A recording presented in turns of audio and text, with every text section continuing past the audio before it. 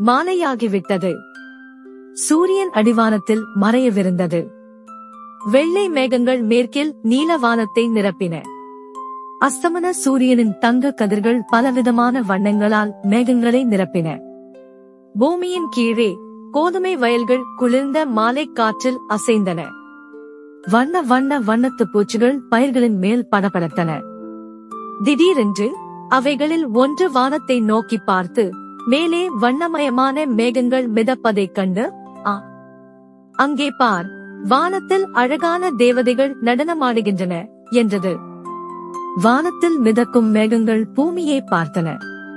அவைகள் பட்டாம்பூச்சிகளை பார்த்தார்கள் மற்றும் அவற்றின் அழகான மற்றும் வண்ணமயமான இறக்கைகள் தங்களின் அழகை விட குறைந்தவை என ஏளனமாக நினைத்தனர்.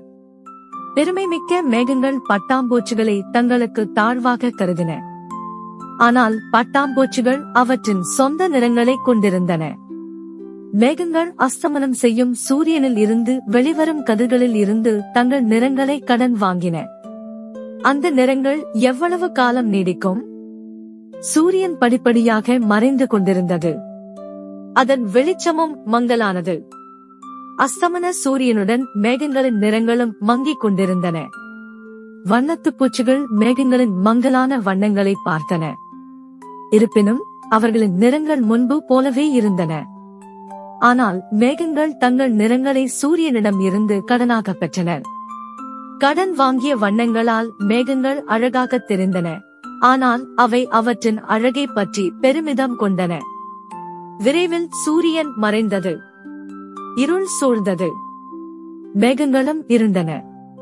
அவர்கள் கடன் வாங்கிய வண்ணங்கள் மங்கிப் போயின. கடன் வாங்கியதால் அவர்களின் அழகு தற்காலிகமானது என்பதை அவர்கள் இப்போது உணர்ந்தனர்.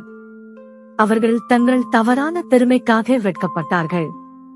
பட்டாம்பூச்சிகள் இன்னும் தங்களுடைய நிறங்களில் எப்போதும் போல் அழகாக இருந்தன.